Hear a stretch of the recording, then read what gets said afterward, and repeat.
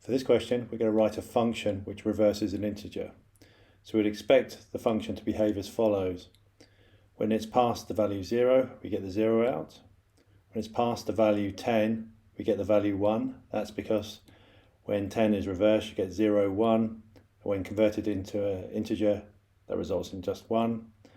And when you pass in 100, you would get 0, 0, 1, which when converted to an integer is 1. And when you pass in 1, 2, 3, 4, 5, 6, 6, 5, 4, 3, 2, 1 will be returned.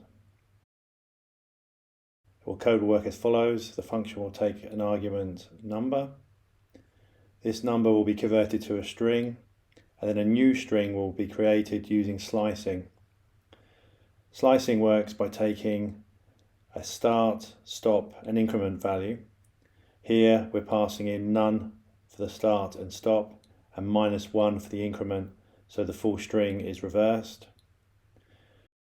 And finally, we convert the string to an integer and return the value.